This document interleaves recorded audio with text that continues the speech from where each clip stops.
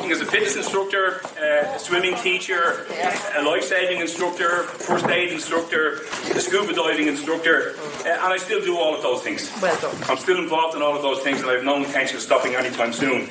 And as you'll see from my presentation, all the people I interviewed have no intention of stopping anytime soon. So I also had a period of time teaching line dancing, which I'm sure you won't tell anybody. You'll keep it a secret, so that part of the recording has to go. But the truth be known, when I was teaching line dancing, I was at the fittest I ever was. And the reason was that I found something I enjoyed doing. It gave me an opportunity to meet with lots of people. It gave me an opportunity to share some knowledge, because I had been an aerobics instructor and a gym instructor for a number of years. And I was able to help people. And I'll just draw your attention to the booklet that was handed out by the HSE earlier, which talks about connection. So through my life, and I'm making this up as I go along, folks. So through my experience line dancing, I was able to connect with people, and a lot of those people are still my friends today. So the importance of that social network and building that social network. I also took more notice of people, their abilities, their disabilities, what they could do and what they couldn't do. And as somebody who's worked in inclusive sport and promotion of inclusive physical activity for a number of years, I'm a great believer in that, taking notice of what people can and can't do, and focusing on abilities rather than disabilities. Is that fair enough? Yeah. So I'm sure there's quite a few people in the room with disabilities. You know, I have a disability. You wouldn't notice it, you wouldn't see it. And some of the people I'm going to talk to you about had disabilities as well, but they're still doing what they love. They're still engaging in that adventure. But what I really want to express to you is that adventure is what you think it is. So an adventure is walking out in your garden and feeling the leaves and seeing the leaves and taking notice of the leaves, or connecting with the leaves in the garden. That's your adventure, and never let anybody take it away from you. There's a slide at the end of the presentation which talks about Socrates, and he said, age may wrinkle your skin, but lack of enthusiasm will wrinkle your soul. Do you agree with that? Absolutely. So say yes. Yes. Yeah, yes is the answer. No is the answer if you don't believe it. So that's it. So where do we want to go? Let me see. I also have, as I said, a number of years' experience working, supported by the HSE, developing social, physical and cultural activities for a group in Dublin. At our best, we had over 150 people a day attending, doing physical activities, social activities and cultural activities throughout the day. We made a film. The library bought the film, and the film was about talent past and present.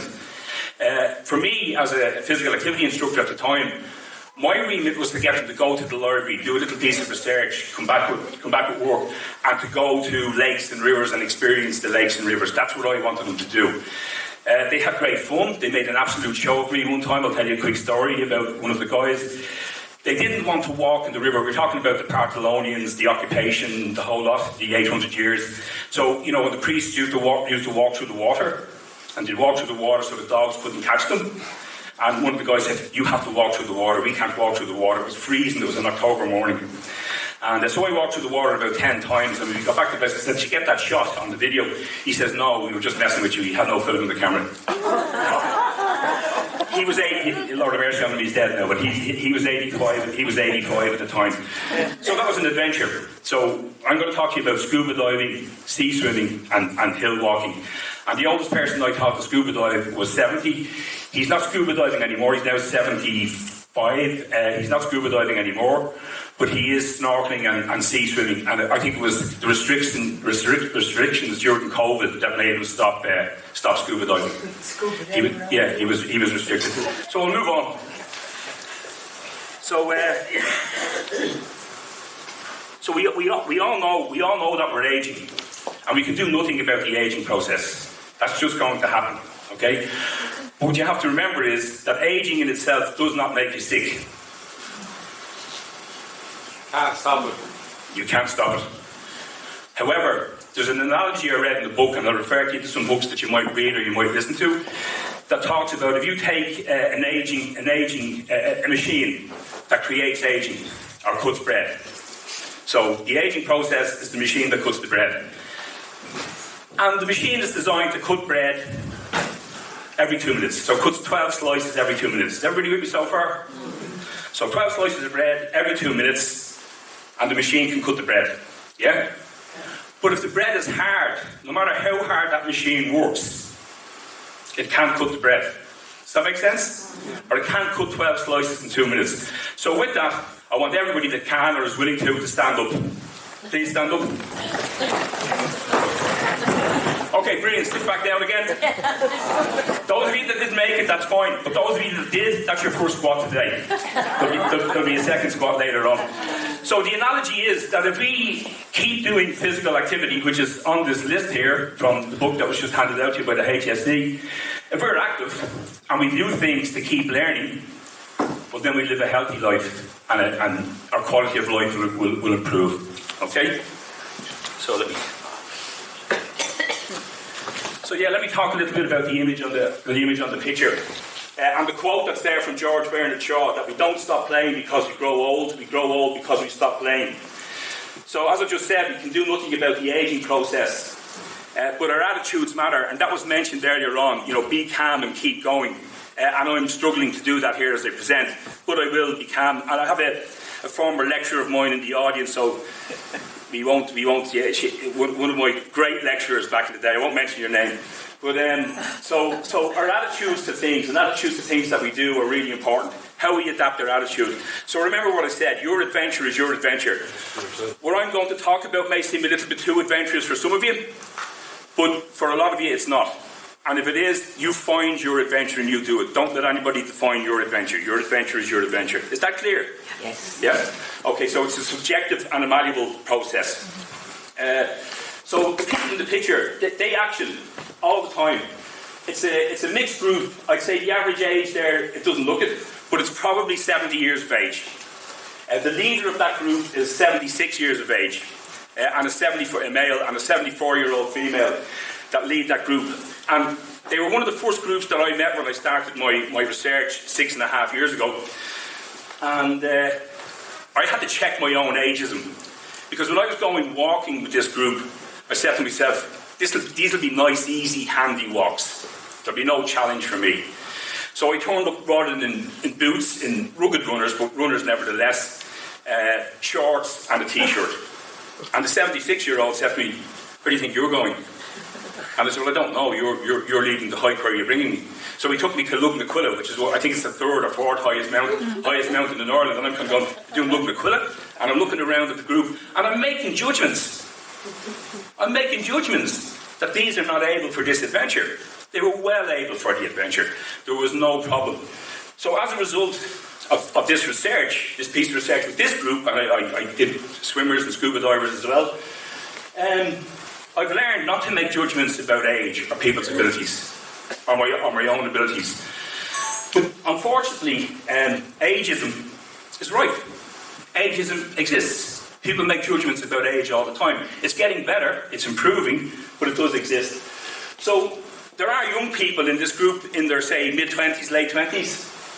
And that's really important, because that intergenerational interaction is hugely important, because the young people see the older people engaging in very serious, very strenuous adventure activities and leading the groups. And leaders are important. Somebody mentioned leaders to me earlier. Leaders are important, and leaders evolve in these groups. And interestingly enough, the 76-year-old leader of the group, he's trying really hard to get other people to take on the leadership roles. Why? Because he knows the value of the group. There could be up to 40 a week going out hiking with this group, and he understands the value of the group. And he says to me frequently when we're out hiking, the only thing myself and my partner worry about, 74-year-old woman that leads it, is will this continue? Will this continue? Will somebody take this up and do it? Now, I've preparing for this presentation, I've looked at some things, and I see that the HSE have a walk and talk. Brilliant. Do it. I've seen that Leash have a walk and connect through Leash Connect. Brilliant. Do it. But you have to do it. And if you can only walk 20 metres, fine. Okay? And if you can only sit there and just be there and engage in nature, do it. I'm a long-standing passionate about nature. So I'll move on to the next thing, make sure I didn't forget anything. Yeah, So unfortunately, and I'm not sure if you disagree with anything I say, please, you're going to help me with my viva here, because if you disagree with anything I say, I haven't passed my PhD yet. Just turn around to the lecturer there and tell her she has to pass me. She's nothing to do with it. So unfortunately, say that again. You're not doing too bad. I'm doing okay for a dub. Yeah, go ahead. Do you want to ask? Oh, thank you very much. Okay, so one of the things I noticed about, I've worked for several years with older people, and I hate the terminology older people. I mean, what does that mean? Or senior citizens, what does that mean? You know, we're all aging. And at 48 years of age, I went back to scuba diving after an 11-year hiatus. I was still diving, just to tell you this story quickly, and a girl on the boat said to me, I love it when old guys like you get back into scuba diving.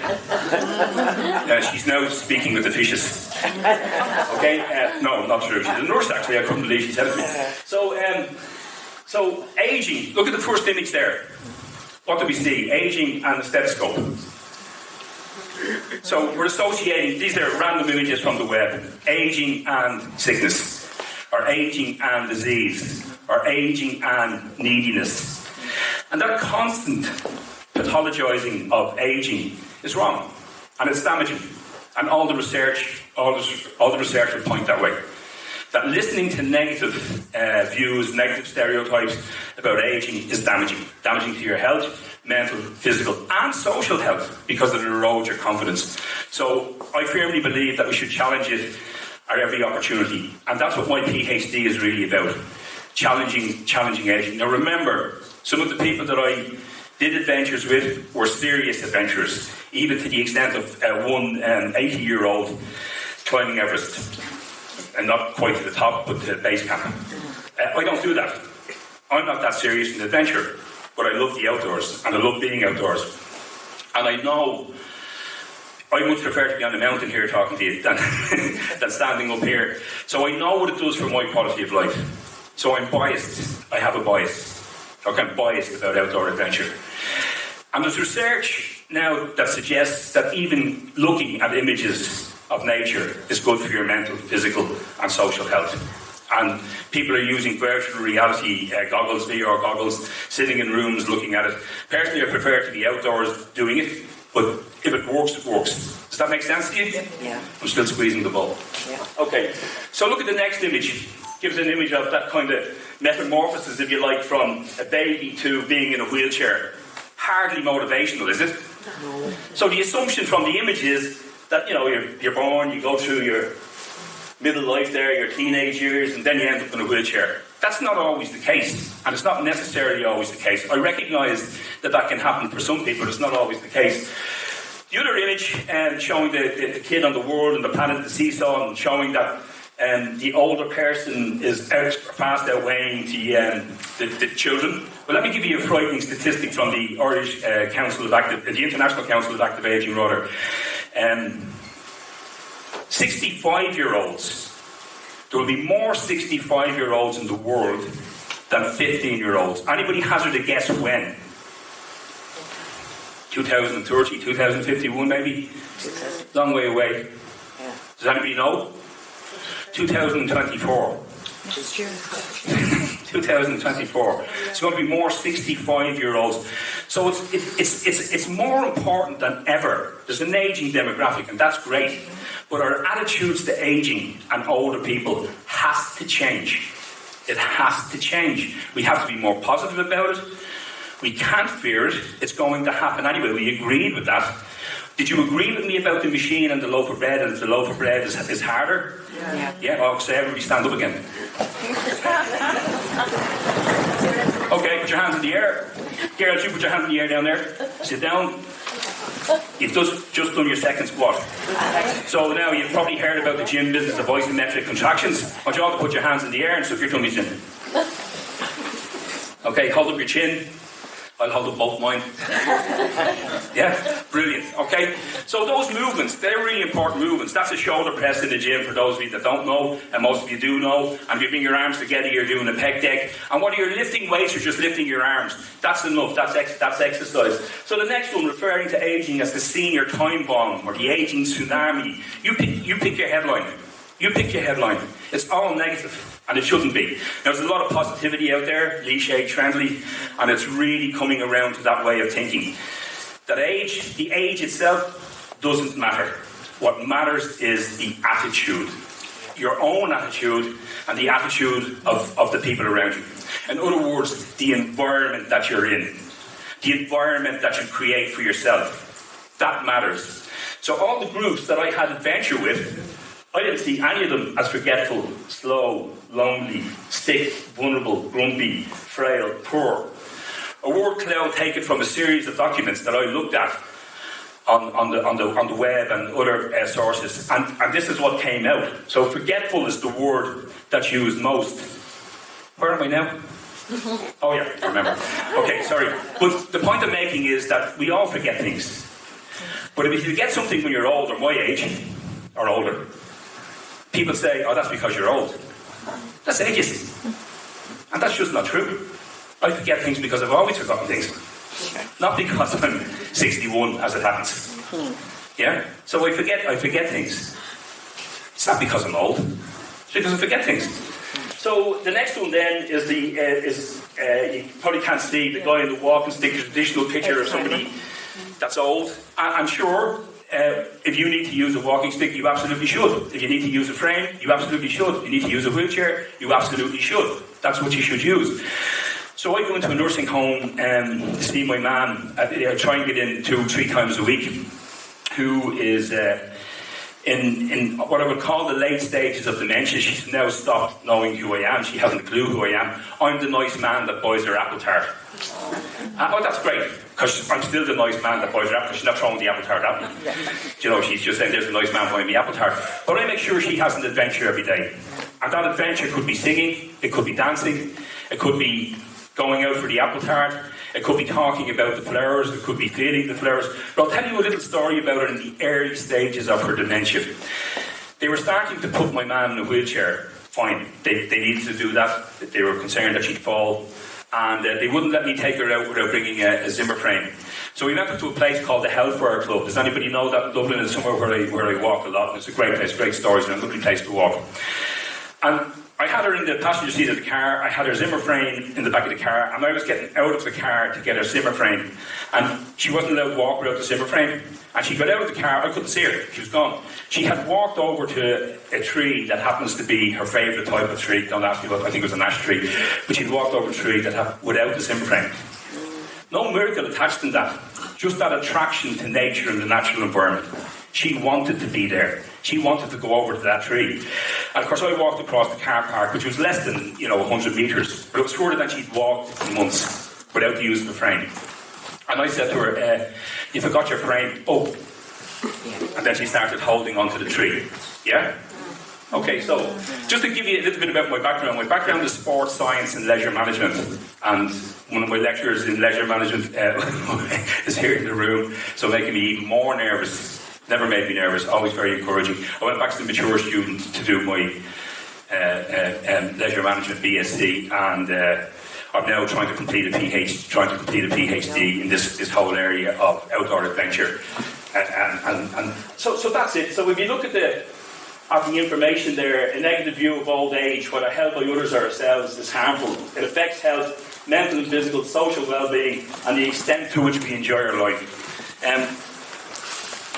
I'm not sure if you agree with that, but I frequently despair at the way we promote physical activity.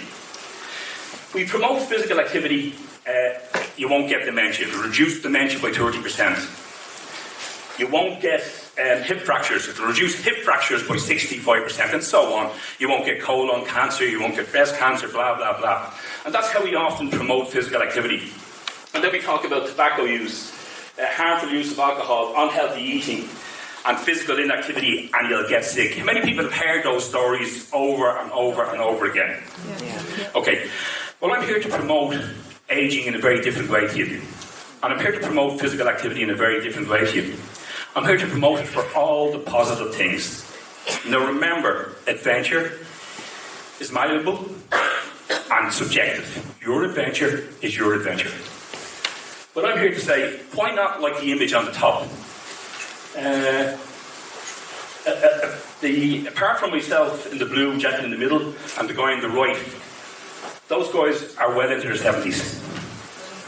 And we're on Lugnaculla there. Up on Lugnaculla. We were at about 800 metres. We were having a severe walk, and we were on the way back down. The point I'm making is, that's exercise. That's physical activity.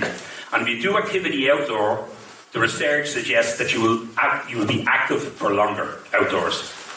Don't have to prove that. The research is there to prove it. I didn't try to prove that. So if you're outdoors engaging in activity, gardening, walking around the garden, doing bits and pieces, you will do more bending, jumping up, lots of exercise. So what I want you all to do now is imagine you're digging your garden. Now, you haven't lost. Remember, Socrates said, to lose enthusiasm, shovel the garden, let's go. Now, shovel the garden, push down the shovel, keep going. Brilliant. Okay, so what have you just done? Okay, frontal deltoid raise, just to use the science. Frontal deltoid raise, knee lift, hip flexors, quadriceps, lateralis, medialis, intermedialis. I have trouble pronouncing those still. So lots of exercise. So my view is we need to promote exercise as fun. Not that it will stop you getting, if that's for me, I'm not in, it's my wife looking for me. She told me that if I took up another expensive hobby, she was going to divorce me. And I'm thinking of taking up sailing, you'll see why in a second. I'll move on. So, I said I'd tell you a few little stories. I interviewed 32 participants over 50 years of age, 11 scuba divers, and the average age was 61. So, average age is the same age as me with scuba diving. But the average age taking up the activity was 43. Somebody once argued with me in the early days of my research that, everybody who takes up scuba diving takes it up in their 20s or their early 30s. They don't, they took it up at 41. 11 hill walkers, the average age was 67. So a little bit older. And the average age of those taking it up was 50. And then 10 sea swimmers, and the average age taking that up was 66. And the oldest person I interviewed for sea swimming was 84 years of age. And I'll talk to you about him in a little bit. I'll talk about this guy here in the centre of the picture with me. So let's just call him GM for the moment, okay? And he gave me full permission to use everybody gave me permission to use the images and talk about them. They didn't care whether I identified them or not. And that's another thing about working with people that are older. They've less to prove. They're quite happy with, what are we doing today and how's it going to go today. And I'll talk to you about something called the happiness curve later on. Have you ever heard about that? Have you ever heard about the happiness curve? No. That's brilliant. I'm surprised, but that's brilliant. Okay, that's new. Yeah. So GM started scuba diving with me. He said, we got a phone call from an organisation, big organisation in Dublin, that runs scuba diving. And the guy is, he said to me, Joe, I have a perfect client for you. He's going to absolutely love diving with you. And I said, well, what's he done? And he said, well, he's done all the skills in the swimming pool. But we need to get him into the sea. And I said, well, why doesn't his instructors that worked for him in the pool, why don't they bring him into the sea? Oh, well, no, I think you're the right man for the job. I can't prove it, and GM wouldn't tell me this. But I suspect that some of the younger scuba diving instructors were fearful. Not because he couldn't do it, because he took the scuba diving like a duck to water, but because he was 70. This guy's 70. Now, I'll tell you a little bit more about him, and he's given me full permission to talk about this and emailed me around that. He also took up scuba diving at 70, had a pacemaker. Not only he got a pacemaker, he had 2 false knees. Okay? But he was a great scuba diver, a super scuba diver. And he's still a very good swimmer, and he's still swimming in the sea. But COVID came, and cocooning came. And he's an engineer, he's a very clever bloke, and he complied. So being an engineer, he built a gym in his backyard with his bicycle and a few weights, and then he'd ring me up every so often, and he'd ask me questions about what should I be doing and what type of exercise should I be doing. Fine, I gave him some advice. But he hasn't got back into scuba diving. And not because he can't get back into scuba diving, because he's fearful to get back into scuba diving, because he stopped for 2 years. And that's one of the things that a number of my respondents have said to me. I'm not stopping. I'm 76. If I stop, when will I get back into it? So, cocooning happened, and the decision was made, and I wrote 2 articles and got published in local newspapers and in Brainstorm, RTE Brainstorm. But my point was that was, in my view, ageism on the national level. Stay at home, don't go out, don't do this, don't do that. I had been hiking, scuba diving and sea swimming with people that were of that age. And they didn't want to stop. So the ones that I know, this is quite serious, the ones that I know that stopped are struggling to get back into it. The ones that I know broke the rules and continued, they were okay. They're okay. They continued. They kept doing what they were doing. They continued their adventure in a small way. And one of the gentlemen who was 76 said to me, Joe, he rang me up one day and he said to me, Joe, look, if I walk around the town within 5 kilometres, I'm more likely to meet more people than if I go with my partner to a mountain and walk in a mountain. Would you agree with that? Yes. So he said he'd get into his car, drive to a mountain, go hiking up the mountain, and he was fine. And that's what he did. So he's still leading the hiking group. Okay? So that's it. There were 12 females and 20 males, and myself and this lady over here were having a conversation earlier on about these things tend to have more women at them than men. And I'm not sure why. I've read some papers that say women are more likely to engage, men are a little bit reticent. And then she told me to tell the story. You better announce your first name. Anne. Anne told me to say this. I was leaving it out, so my former lecturer there, I'm going to have to leave this. Apologise for Anne. Anne said, with the HSE one time, we were running a group, and as I said, we had 140 or 180 people some days. Average attendance was about 140 people a day, 2 clubs. And one of the HSE guys sat me down with a few of the members, and he said, how are we going to get more men into the club? And this guy, Scottish guy, marine engineer, looked at him straight in the eye and he said, bring in a stripper. Now, the HSE guy got very upset, and I pointed out that he was right. So he didn't get a stripper, but he did get a pool table. So I got to the pool table. Anyway, the point I'm making is we all have to have fun. We all have to, and I wasn't going to say that, I swear. But it was all right. Did it come across okay? I made it up anyway. Oh, you made it up? Oh, you making up your story? Okay. No, it's not. It's actually true.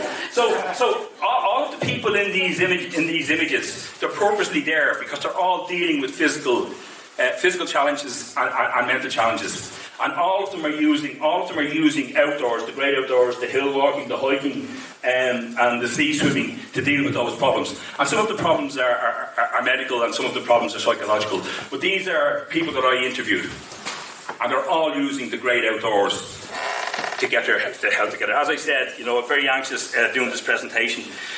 So just to give you an idea of some of the people I met along the way, you'll notice there's some indoor activities. There's that image on the top, second from the right, the person with the scuba diving is a lady. Celebrated her 50th year scuba diving 2 weeks ago.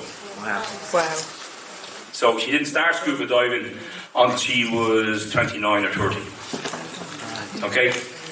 That photograph. Now, she refused to interview, but I've since spoken to her, and she said she would have loved to have interviewed, but she didn't know me that well, so that was another impact of COVID in relation to my interviews.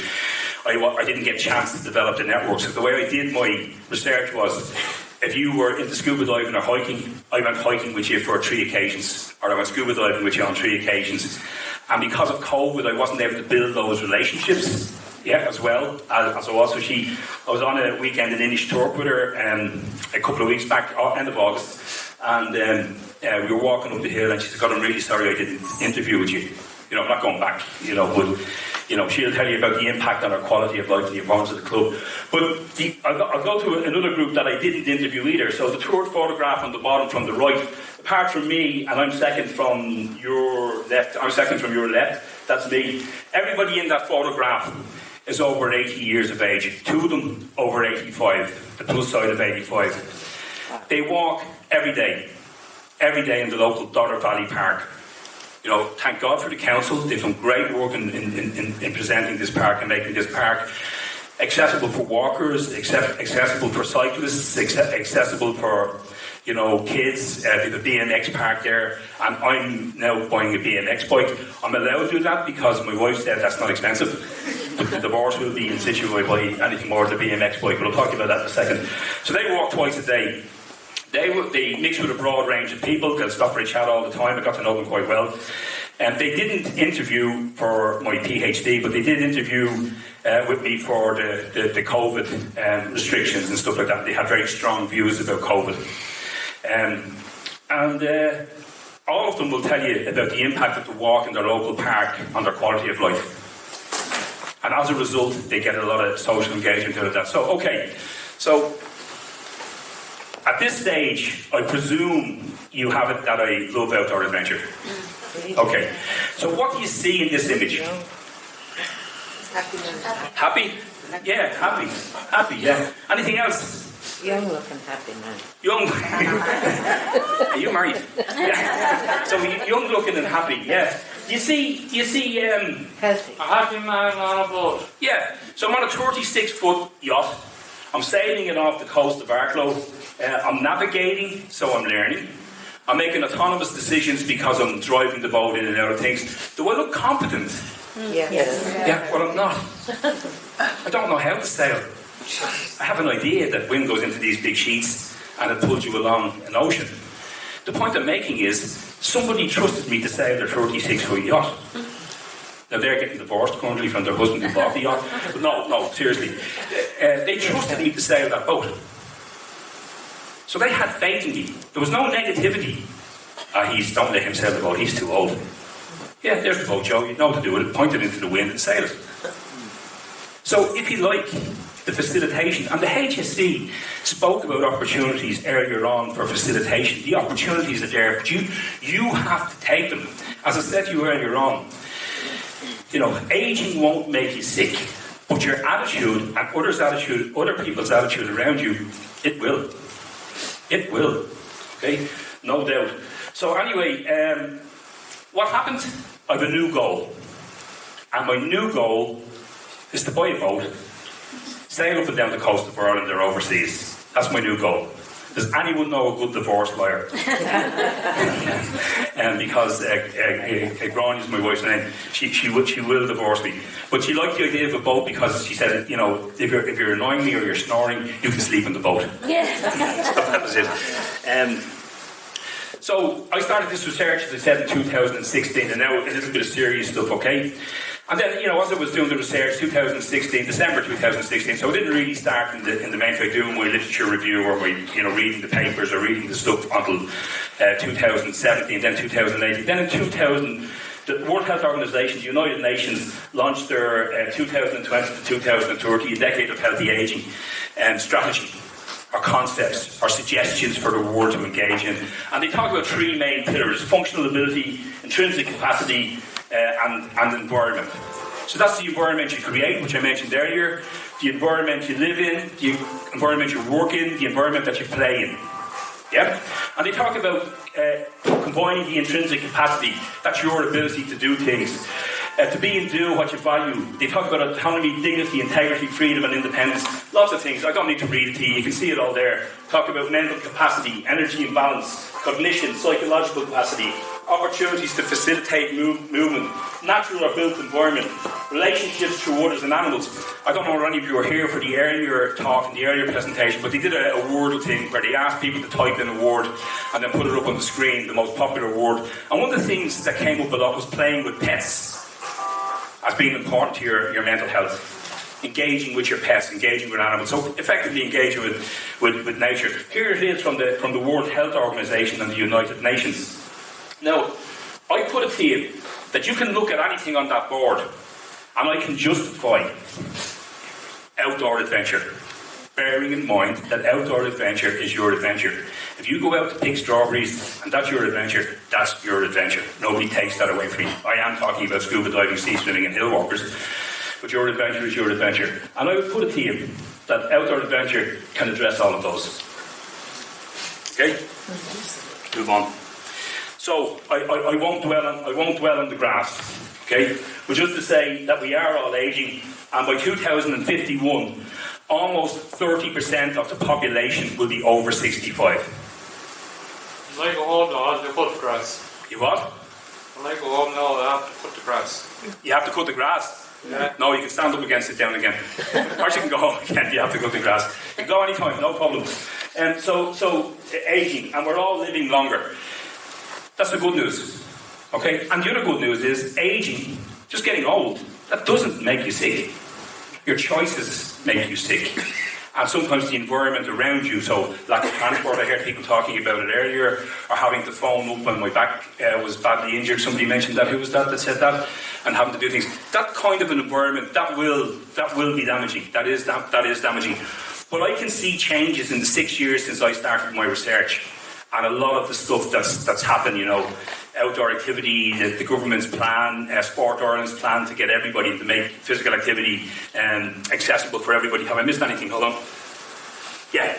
So my presentation is really about adding life to years rather than years to life. Does that make sense? Yes. So it's about trying to add life to years.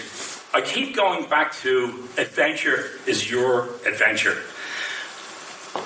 I won't bore you with the science, but the science around physical activity talks about strength, balance, agility, coordination. You can get all of that from gardening. So when are you going to cut the grass? And will you take your lawnmower down to Dublin, will you? With a big garden, needs the grass cut. So what I'm saying is that, that kind of outdoor activity will give you opportunities to address agility, balance, strength and coordination. If you have to push a lawnmower, if you have to use a hoe, or if you just to cut the grass with whatever way you cut the grass.